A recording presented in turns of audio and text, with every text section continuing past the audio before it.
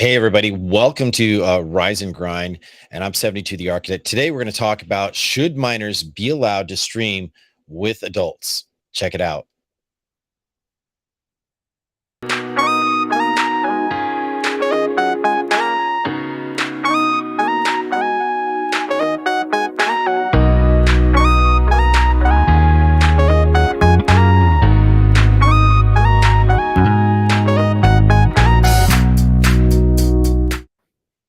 Welcome, everybody. Welcome to Rise and Grind. Usually it's Rise and Grind in the morning. I'm 72 the Architect, aka Jason B. And this is a re-record of an episode that I tried to record this morning, and the sound quality just kind of came out kind of not so great. But hey, we're here. We're here to produce.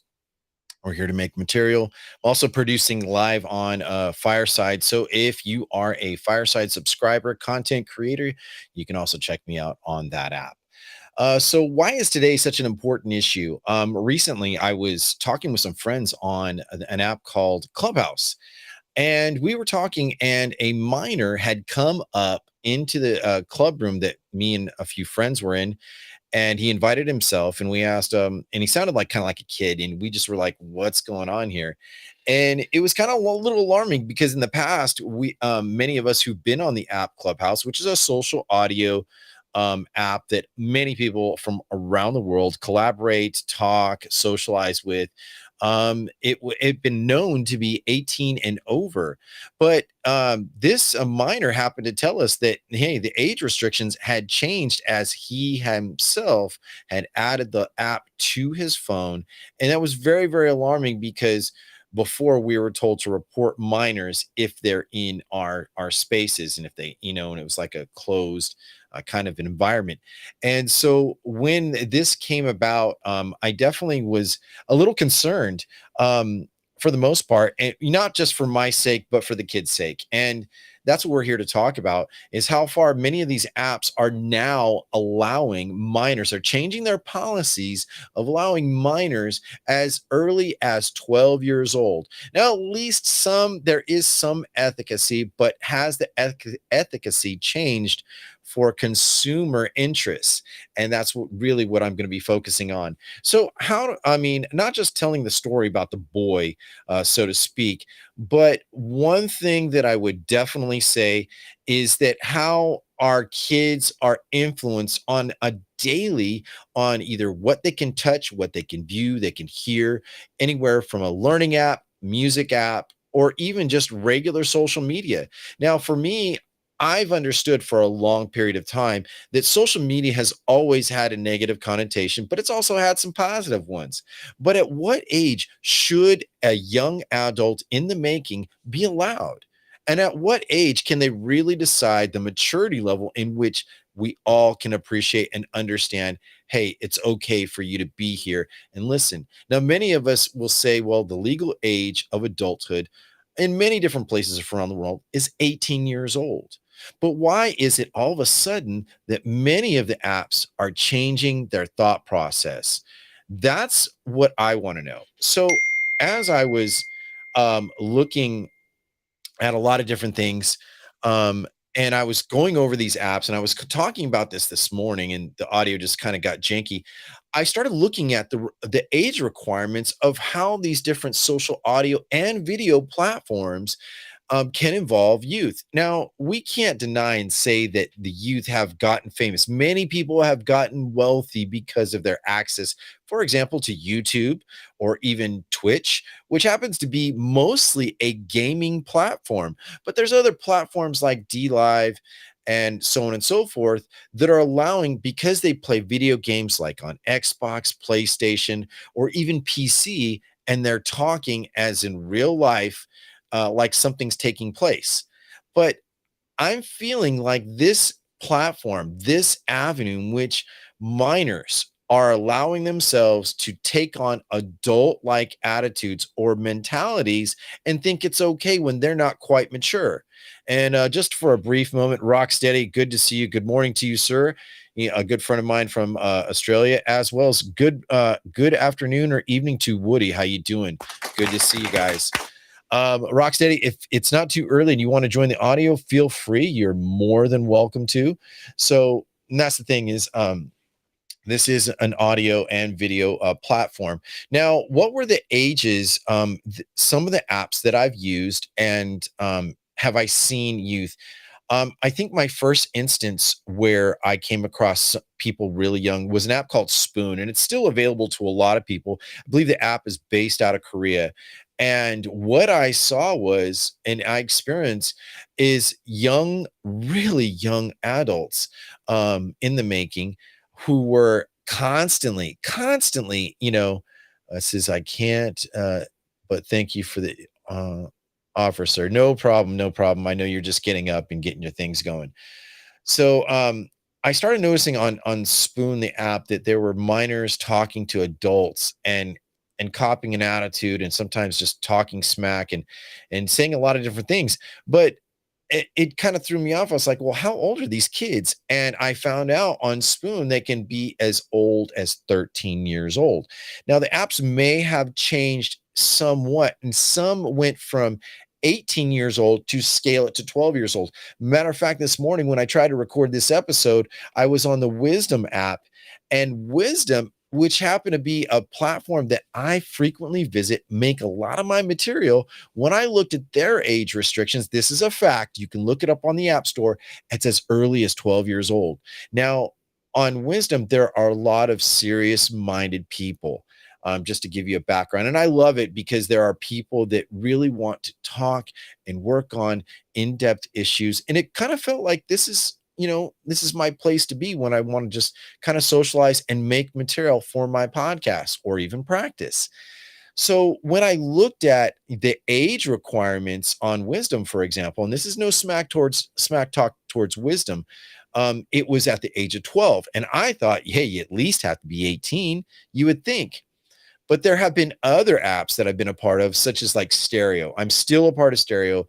Now, Stereo had changed their policy recently, I believe, to where it was 12 and above or 13 and above. Now it's 17 or 18 and above.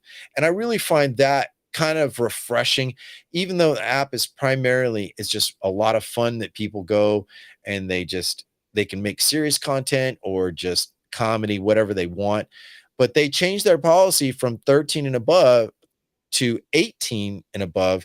And I think that's a great thing because what we saw when I was a full-time on Stereo and a content creator full-time, that there was nothing but hecklers. There were people that wanted to constantly troll, harass people making content. And at one time, you couldn't see whose messages were come in, so you never knew a could be talking shit to you. He could be, excuse my language, but he could be saying, fuck you, bitch, or you're a gay ass, blah blah blah. And you don't know what's in the message until you play it. So, and it would be very stressful for a content creator, especially like me. And I'm a father of three. I have three daughters. I have 26, 14, and a 4-year-old. And yes, they're spread out, but that's besides the point. But the main context is that I would want to know that if my daughter was treading in spaces where other adults were, who's she talking to? Now, she happens to be, now my 14-year-old happens to be living in a split household, and the level of influence in her life, she's a teen moving her way up into becoming an adult at some point at 18 years old. That's very, very important to me. And what I feel is how much damage can they suffer or in trouble can they get while talking to strange adults? Um, Now it's a lot of controversy. People are on the fence, like, hey, I've learned a lot from video game players that are young, and that's one avenue that children or minors are perfectly acceptable and allowed to integrate with adults, and vice versa. They go on to platforms like Roblox. Roblox is a very, very popular online game. You can download it to your PC, you can download it to your phone or tablet, and I have caught adults talking to my daughter, and I'm like, what the heck are you talking to someone who's like 36 years old? And so I don't know, no big deal. But I'm glad that she kind of grew out of that app. But I'm more concerned about the younger ones that are under the age of 10 years old. And you have seen them. You would think that it's a simple game enough as it is, but it doesn't stop there. So a lot of children are led from gaming platforms Now they're getting into social audio platforms and video platforms. So definitely something that we've got to be really, really careful. But where's the see? This is the argument. If we're not watching our kids, who are we watching? You know, and who are we watching out for? So let's see. I see like a voicemail.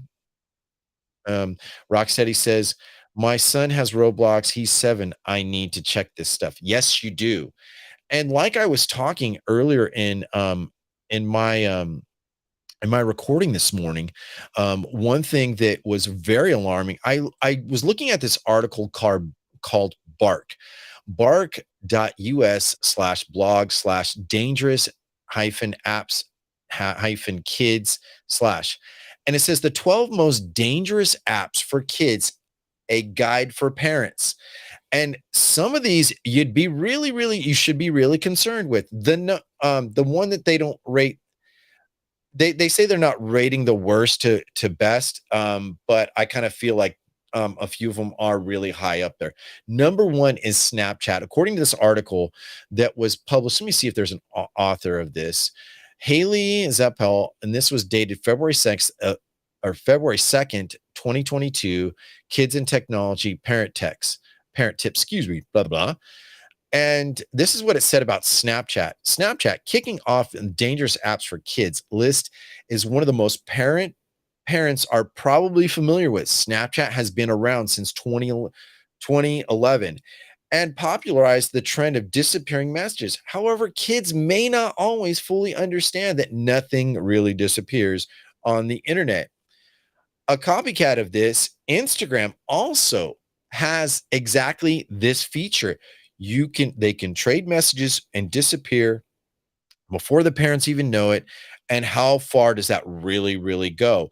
And I think it's very, very important to understand how far we are allowing things to go, and not demanding more of the applications. It is our responsibility if we buy our children devices, but are we making them stupid by doing so? Are they able to navigate through emotional spaces that adults will be in, or they going into adult areas and being curious?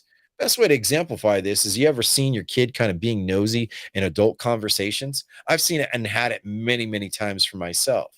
Now, just imagine that perceptional value into like the internet spaces. So, we have three key areas that I need to go back a little bit and let's talk about these three areas where children or minors tend to be involved. Number one is the internet web page. we will we think that we're prescribed to by the networks like ABC, the big network. ABC has an app called ABC for Kids. Now, it seems perfectly innocent enough, and it does.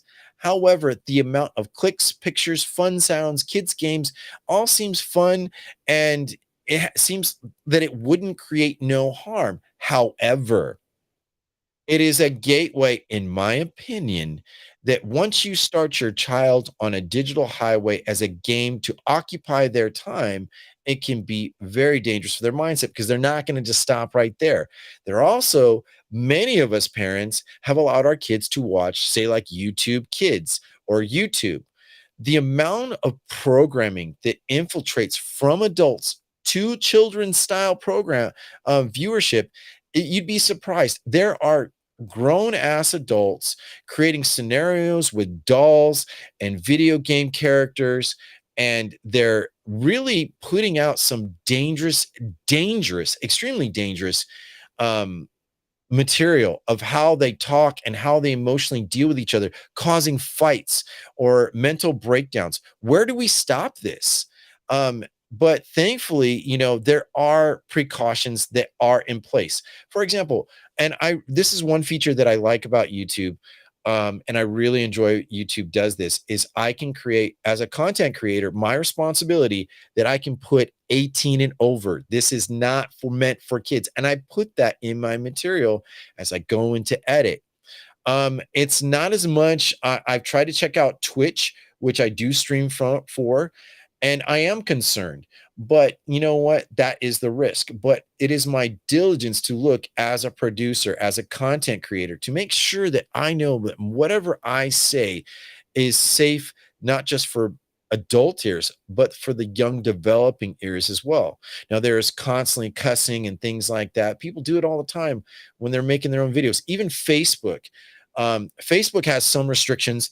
I believe their app, you have to be 13 years of age. Instagram, you have to be 13 years of age. But even these platforms, as we say it as adults, is this dangerous for us? Can't imagine how dangerous it is for kids. And it starts simple and slow at 11 or 12 years old. Yeah, matter of fact, I caught my 14-year-old at 12 years old making a Facebook account. I tried to address it with her mom, and the response that I got, it's like she's just private, she's just looking at family, and it starts from there. It seems like it's simple enough. But in my opinion, as a dad, I find that cautionary because I've seen in the past of people in trends of Facebook talking smack against each other, people posting comments. Where's the restriction? One particular app that does have my attention a lot is it has dangers to it, but it also has safety in the algorithm, in the system. TikTok tends to happen have a lot of kids in their makings. That's right. They do. They have specific, like if you are under the age of 18, it will not show up in most adult algorithms. I haven't seen them unless I'm looking for it. Now, if I'm looking for my kid's algorithm, or what she's promoting, I have to type specifically. And if she doesn't have it marked private, guess what? Me as an adult can view it. So the real question is, would you want an app that you frequently use? Maybe you might have fun, maybe you might socialize. Would you want your kid in there? And what kind of dangerous people can be? Because people pose we know that online predators are a real deal, whether it be financial, manipulative. I mean, human trafficking does take place as a result of the integration of children and minors being able to create content that adults can check out, as well as those same individuals going into adult atmospheres like Clubhouse. That really threw me off. So, just to show you, and here was the interesting thing when I looked up the age restriction of what, Clubhouse, because if I Googled this, matter of fact, I am going to Google this real quick and I'll show you. I'll type in the question, when did Clubhouse open up to 12-year-olds? And they give you some preloaded questions, in my opinion. So, when is Clubhouse for 18 and above? And okay, so here's some of the stuff they say, and that they've printed in the past. Some Clubhouse specific programs are for young adults, but most accept members who are 18 years and older. Typically, there's no upper age limit. The average age of Clubhouse members is about 35, but we have many members who are older and younger than that. That's published here on a matter of fact, if you're checking me out on YouTube, I'll even share my screen about this. So let me click real quick, click over to the window, and let's see, there we go, share. Okay. So as you see right now, the age is they're saying, hey, they can say 18 years and older. However, they do have some content, for 16-year-olds. And if you look, matter of fact, I think I have a picture of the app itself, in what you call it, in according to the App Store. Let's see if I can share this screen real quick. Okay. Okay. And I'm specifically focusing on Clubhouse for a reason. Because I thought like so many others, hey, no big deal, no harm, no foul. But I as an adult, as a father, I should only have to pay attention to my kids, but I am looking out for others. I am making it aware for other parents to see, um, what kind of stuff can they get into without you even knowing. Some people say, well, I'm really looking at, what my kids are into and da da da da da. And that's fine if you think that, but it gets much more sinister as you start looking into everything. Well, for some reason the screen is not showing me my pictures, but I'm going to try to adjust this. All right. Okay. See if I can get out of that. And see that. Okay. So, yeah, just give me a second. Oh, now I know what I can do. I'm still learning Restream, so forgive me if I'm pausing, but I'm really trying to give everyone something to consider. Let's see. Cancel. Bingo. And graphics. Uh, it's not working. Anyways, so if you go into your app store, look at the app itself. Punch up Clubhouse as an example, and it will say 12 and older. Now, according to Google, their press statements in Clubhouse, they've released a specific statements. What age can you use? And see, this is kind of hypocritical. At what age can you use Clubhouse? It says 18 years old. And also, and this I can share on my screen. Let's see. Here we go. Bingo. Chrome tab. Okay, share. All right. So it shows you right then and there, right in front of you, 18 years and older. But you look at the app in the App Store, it says 12. What is ethical in that actual design? You know, there are other apps, like I had mentioned before. Let me look at some of the others that matter of fact, I took screenshots and I wish I could just show everybody, but this part I wasn't prepared as much. Okay. Like like I was saying, wisdom, 12 years old and older. I'm not saying any false things. I'm not telling Clubhouse that they're bad, but these are the potential dangers. I mean, oh, excuse me, wisdom. Blah. Let me backtrack myself a little bit. Wisdom, 12 years old and older. Now, like I mentioned, stereo, they're according to the App Store on Apple, 17 years and older. That's also something very, yeah. Sorry, Frankie. You know what? Why don't I see if I can turn on the camera? There we go. That might, let's see, turn on video. All right.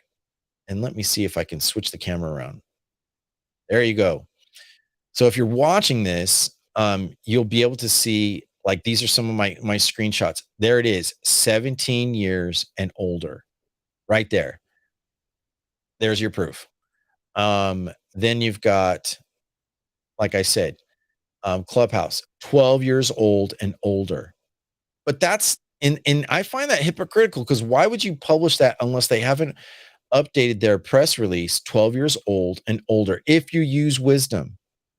This is very alarming in my opinion. It says poor network quality. Let me see if I can increase that. All right. Anyways, but getting back to me and what I'm here to talk about. So when we're actually looking at what kids and minors should be allowed, honestly, I don't think they should be allowed in any of these style of spaces. Where's the limit?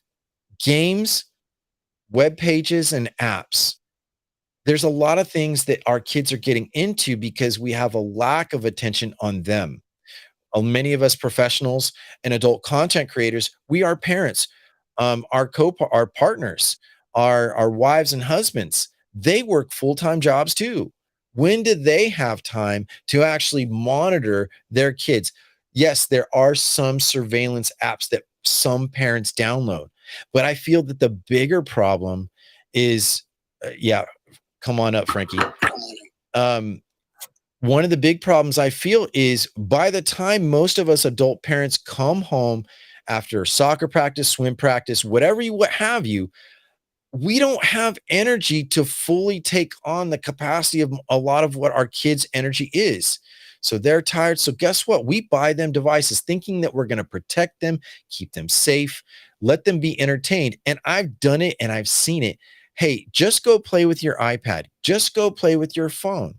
You are literally unleashing your kids' attention to be unlimited. There are over a billion websites out there. And what can they get into?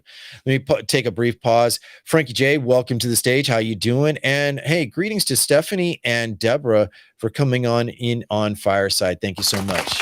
Definitely appreciate you. If anyone else wants to join the stage and add your input of what you think about this issue, should minors be allowed to stream, with adults? I mean, what's your take on it, Frankie?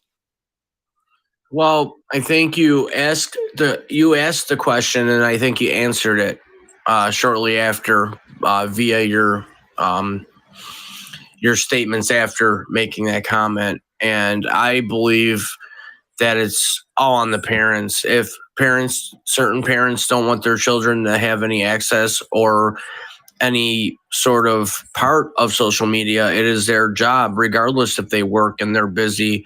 You brought the children into the world, you must be a parent. It doesn't matter how you parent them until you're a parent until the day you die, until the day they die, and that's just it. There's no excuses. Um, if I don't want my son to be on social media, if I work 80 hours a week, those other hours are going to be spent on enriching his mind on why social media is the worst thing in the world, and he's not going to participate in it. And you form new habits. You can't fix the world, but you can fix your family. Right. And that to me is a great answer. And the reason why I like it, because it takes the actual reputation of the parents and their perceptional values and their responsibility to see what your kids. But let's face it, a lot of parents are becoming lazy. There are so many things that are reaching out to our attention. So I believe there should be ethical design in any of these platforms. I don't feel that any child under the age of 17, and it is a child because 17, yes, they can make adult like decisions. Yeah, but Jason, you're an attorney, okay, and aside from what area you practice in, you can't hold all of these platforms responsible because they have their systems in place. They have their ways of screening, but at the end of the day, there's children out there that'll put fake or use their parents' information to create an Right. account, or or their uncle's information. They don't check IDs. They don't check. A lot of the sites, aside from this one, I don't believe do background checks. So really, you can't blame it on the platforms completely. You gotta, I'm not saying I'm oh, not blaming the you. I'm plan. just Yeah. saying in Yeah. general, you gotta, hold yourself responsible at some point. And, it's not, the neighbor's fault because the neighbor allowed your son or daughter to get on the internet. It's not, you have to, do your due diligence and, parent. And I'm saying that to all parents. Right. And I'm not disagreeing with you, but at the same time, if many adults are struggling to understand the responsibility, there has to be hold on, sorry about that. There has to be a level of responsibility in which these apps design. Now, if they start out, let's use Clubhouse for as an example, and I'm not trying to slander Clubhouse by any means because I use it. If you go from 18 to 12, what does that say about your app? What is really, if you're changing your age requirements for a user legally and you go back to make it younger, what's the reason for you to change your demographics and audience reach? My opinion on that one is I'm creating a dependent user for bigger platforms where I can make the most money. And Yeah, if well, and if we're not looking at that, if we're not look, I mean, do you really think do you really think about your level of addiction to phones? I look at my screen time and I look at the average amount of time that I spend on any social media or app or any platform tells me how much actual time as a coherent, responsible adult I'm looking at me. Now, I can't imagine if I let my kids let loose and if I have to say, hey, nah, it's not happening. But see, yeah, you are in a co-parent situation also, and yeah, when you have a co-parent that doesn't want to align with you, this is a personal issue you've got to figure out. But it's been taken in court. Family law, for example, here in California. Did you know that your child, if they have a phone in their possession, they may say you can't confiscate their property because the other adult will say that's their property. I am sanctioning. And guess what? They'll more than likely be held up that you have to give back their phone, even though you're in your perfect, well given, God given right to parent and say, no, this is doing damage. But see, parents will make up excuses when you're co-parenting. They'll argue with each other. These are scenarios that people are not really looking at seriously. So I do feel that ethical design is very important. Especially, I think, in my opinion, there should be age verifications. If they can check your credit card, or if you have to input a credit card for your phone, they can be able to check for the user of that phone. And hey, 18 years old, it's Yeah. only here. Let me pause for you. There you go. Well, again, you being an attorney, you do know that each state has their family court policies and procedures in place. And in some states, and I think here in New York, they consider a 14-year-old coherent enough to make a decision on what parent they want to live with, which is an age restriction. And above and beyond that, it gives them the ability to emancipate themselves. So if they're allowed to do those things, that may be what's falling into the category of these applications allowing the age of 12 to 18 to join. So yeah, I mean, you got to go back to the laws too. And why? Because all these applications, when they're developed throughout the development process, are probably looking at laws, I would guess, and seeing what the restrictions are before they launch the app. So again, that's another place to look. And maybe these applications could have a children's version and an adult version. And, there's got to be, all kinds of people contributing to the dilemma here. And you got to get, again, I don't blame the apps solely. I think I don't think solely. I don't think it's a blame on an app specifically. It's a shared think responsibility. I think right. And I think and I know there's family plans out there with cell phones, especially, where you can have one, owner of the account, and that said owner can put the restrictions on these phones of their children that have a phone on that plan. So you can restrict them from going to Clubhouse or wherever. You have that capability too. And believe it or not, I would suggest you do the research on that and see how many published articles are about that kind of data. And they won't publish it. And you know why?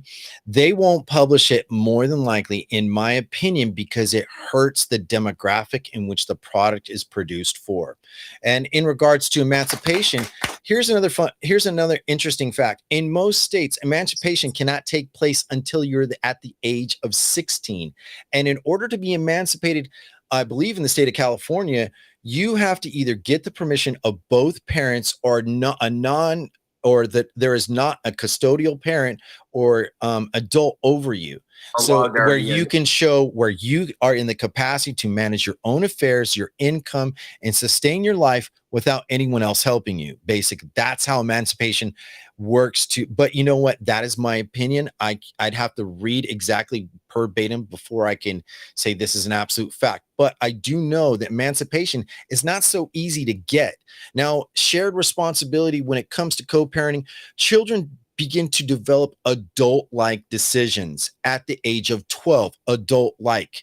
Now, we've seen in family court, and I'm going through this myself, that is a 14-year-old or a 15-year-old to be able to make a decision. That means the courts in California, which I do know for a fact, they say no undue influence. A child does not have the right to choose where they live. They do get considerations in special circumstances, such as abuse, malfeasance, and all this great stuff. And I've seen it, and I'm going through it. And one of the things that the courts will tell you is, in order for you to be able to have your child speak with a mediator, one, both parents got to agree. They both come with attorneys. Now, your child can hire an attorney, but good luck, because it's not cheap, and the attorney has to take the money from your child, not you. Oh, they do. And the only reason I speak on this is I lived through a very, very, very similar situation. The child was 15. He was able in the court to emancipate himself and chose to live with his father. His father was part of the emancipation. That's not Well, he that emancipated himself, that's a but then wrong word, but buddy. No. let me finish. Let me finish. He emancipated himself. At that point, he had a choice on where he wanted to go. He chose to go live with his father, and then his father supported him going to live with another family. So he emancipated himself. After that, about 4 weeks later, it was brought to court that his father wanted to get custody of him, and it was denied because he emancipated himself. Yeah, So where he gets his support, I mean, once he's emancipated from both of his parents, the adult custodians, guess what? It's not any more decision or reliance on any of the parents. It's not their responsibility. That child or that individual has relieved them of that responsibility. Anything after that point, you know, so if dad agreed to it, mom agreed to it, or if mom had full custody or dad full custody, and then they said, and then you decide to keep supporting him, that's on you. But I don't want to take this away from the topic of the show. The show topic is, should minors be allowed to stream with adults? It is a simple question with complicated tendencies, in my opinion. I do agree with you on that point. I would keep my children, away from certain social media platforms, and I would monitor it and do my best to have control over that as long as I could. And that's just what I would do. So I don't believe they should. And I'll go ahead and jump off stage. And as always, thanks for having No, me, Frankie, Jason. I definitely appreciate you, man. And it is an argumentative talk, but this is a talk where we as adults in here right now are discussing. We are looking at what are we facing. It may be on well beyond our capacity to understand when we're making content. When a child, some of these things that they don't even understand are too early in their development. I can say honestly, in my own experience, growing up until I was 18 and I was in the Navy, I didn't know what end of what was up in life. I had a lot of emotions, I had a lot of hormones. There are a lot of disproportions in which these kids are growing up. That's a reality. If you don't think that but kids are smart. They are tech savvy. You give them that phone, and I bet you they will learn 10 times as fast as you will. They'll be able to do 30 times of what you can do on any app.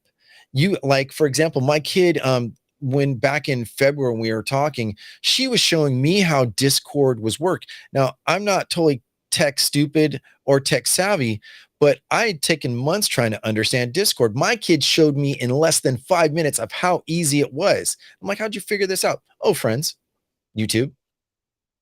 Hmm? Okay. That's great, and that's the thing about parenting. You got to start asking questions without revealing your cards, to letting them know that you're on to them. Because let's face it, like Snapchat and Instagram, among places, they have those disappearing messages. But here's reality: nothing truly disappears from the internet. If the federal government wanted to subpoena one of these companies, I can tell you beyond the shadow of a doubt, they can get those records. They can get transcripts of what your digital imprint or saying or talk or text, whatever. They can retrieve it. If a federal court system, the Supreme Court says, "Hey, we want this," guess what? And here's the reasons why. They can do it, and they have. There have been a few incidents where companies like Apple, they wanted to get into somebody's cell phone, and that person was dead, and the account holder didn't want the access to that cell phone. Well, guess what? It held up in court, and I can't remember the case exactly, but this was back in 2013 or 2014.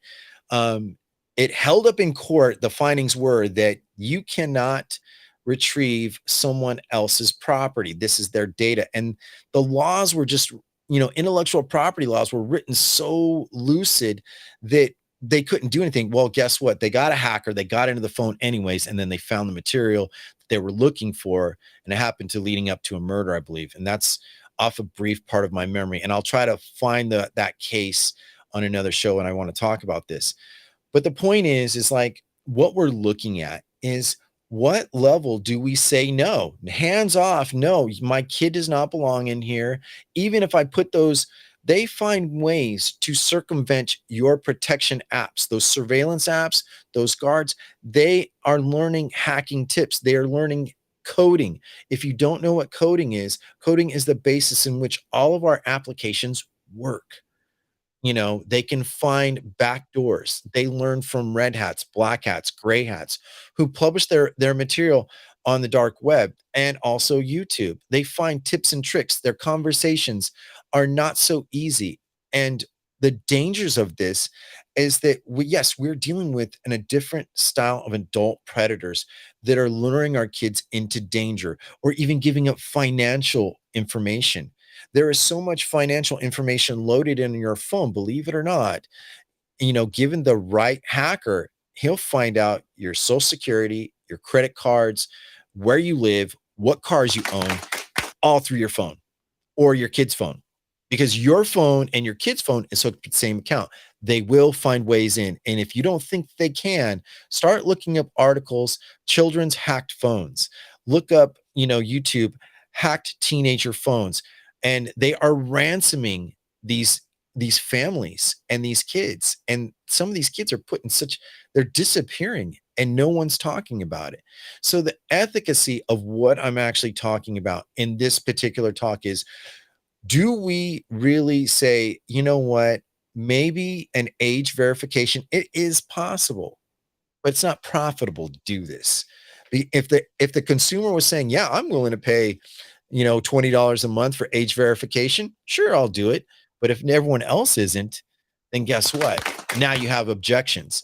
So this is really coming on the antithesis of looking at where does our responsibility stop and theirs begins. And I'm talking the kids. I'm also talking about the design of the device, the design of the app. Yes, it is. It seems like it's common sense. Hey, it's your parents' parental responsibility, right? It is. If you don't know what your kid's into, then you don't have in touch with your kid. But it's not, but people are hiding things. They're hiding drugs. There's even I was just learning from another friend of mine on Clubhouse who runs a parent show in Los Amigos, and she was telling me that the different style of emojis is like the secret coded language that teens use to talk about drug use, suicide, and much sinister things. So that's the thing is, and I've kind of made a lot of points, and I've been very argumentative, been very passionate in this talk.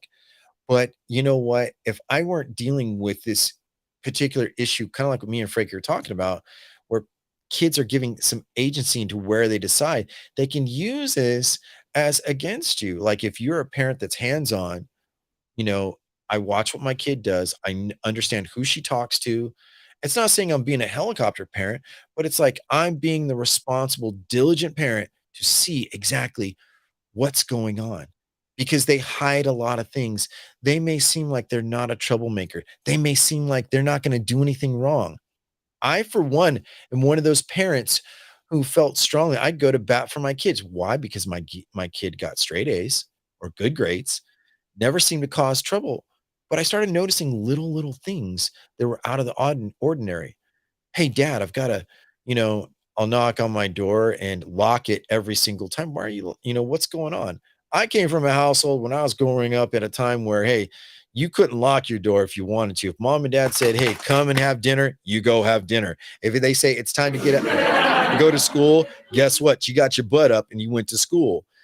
It's not like I just don't feel good today, or, I don't want to. You can't make me do this. All these things and attitudes are learned not just in your household, but expanded. It is the apps, it is the web, it is the games that they play.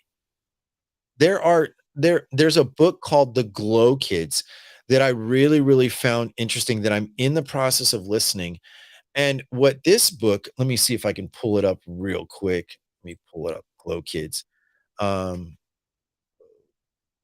Kids. Okay. Alrighty. I'll share my screen on this on Fireside. So let's see. This is what it is. Glow Kids by Dr. Nicholas Carteros. Is that Carteros? Yeah, Carteros, PhD. And I was listening to the audio today, and I found it so alarming. What he was basically saying, as I was listening to the book, he was talking that there he was talking about one of his I guess he's a counselor of some sort. He was saying how a 14-year-old boy or 13-year-old boy beat up his mother because she took away his device.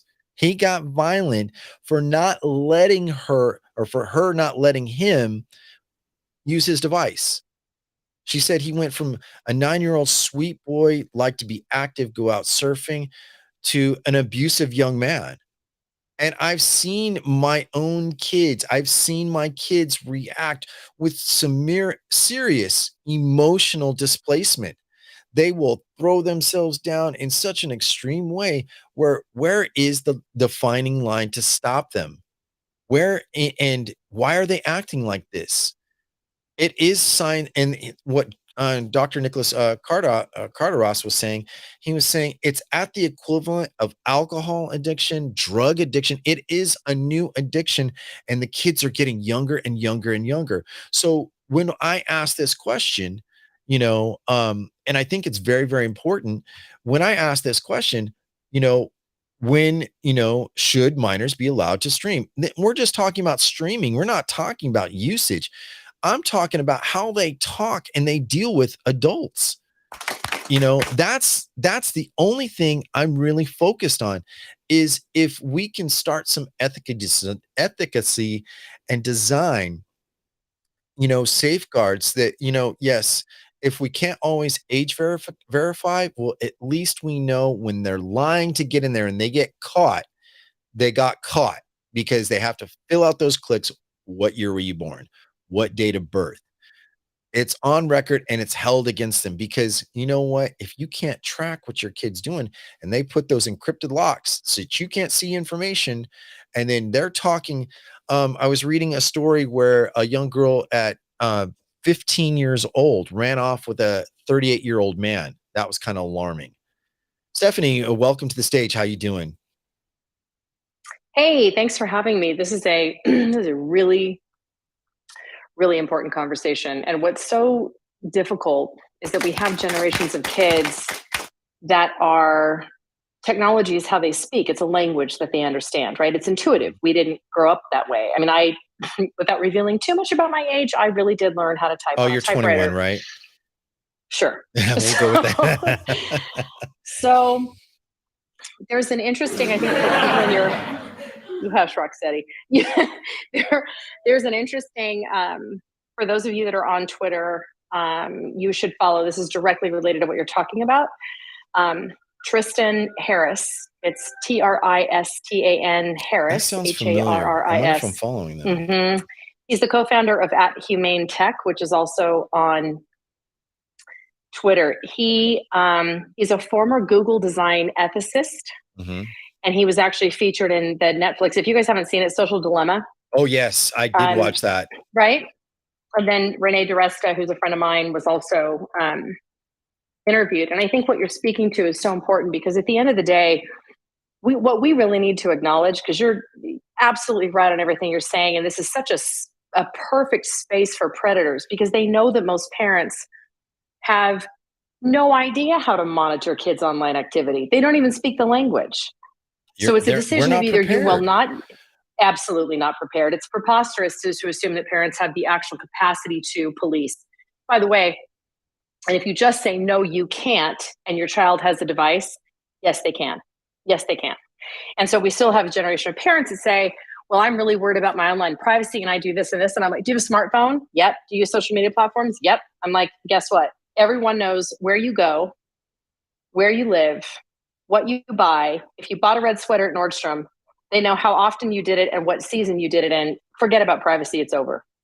Right. So Tristan, the work that he is doing right now, he's based in San Francisco, is really important because it actually addresses exactly what you're talking about, which is we research how people come to the conclusions they do, the intersection of political messaging and technology, the intersection of ethics in the build of technology. Because guess what? Even with Twitter, which by the way is a platform I love and I use, the model is engagement.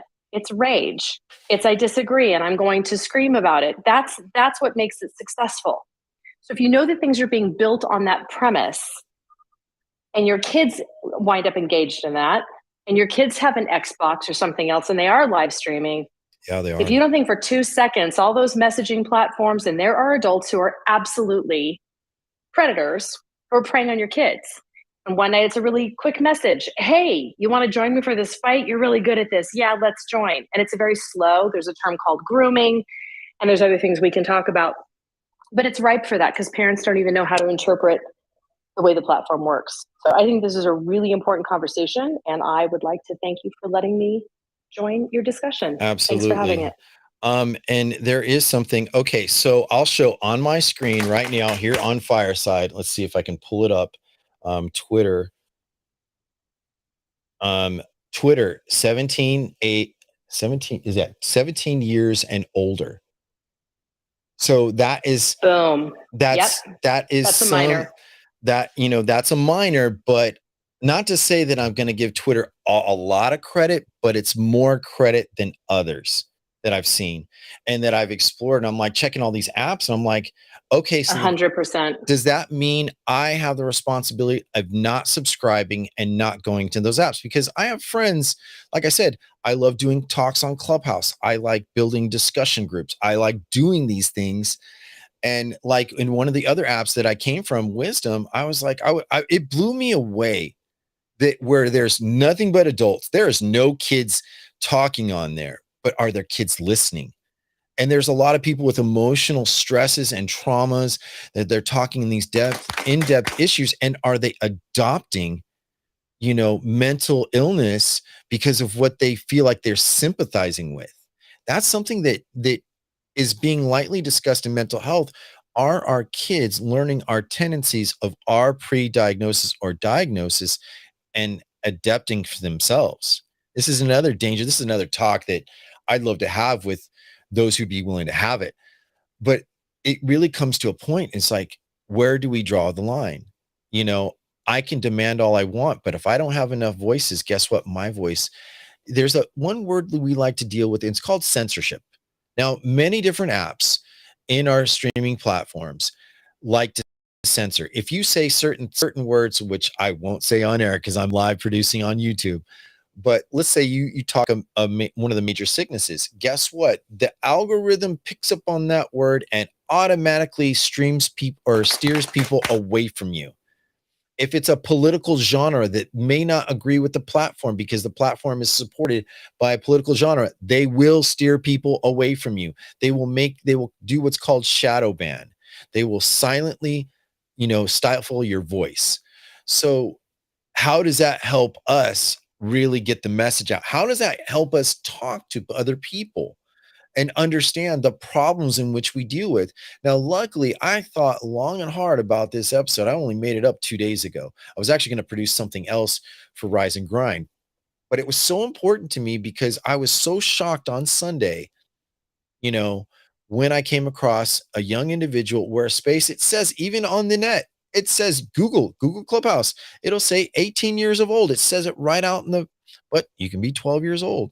So it's making me reel back my conscious decision and where I perform and where I make my material. Well, anyhow, this has gone on longer than a half hour, and I just want to say thank you to all the live listeners in the platforms that I'm producing to. It's almost gone to an hour, and I just want to say thank you, Deborah, Dave, Rocksteady, Stephanie, Frankie J. I really appreciate you guys, and yes, I feel like I'm walking into a stadium. Thanks, guys. I definitely appreciate you.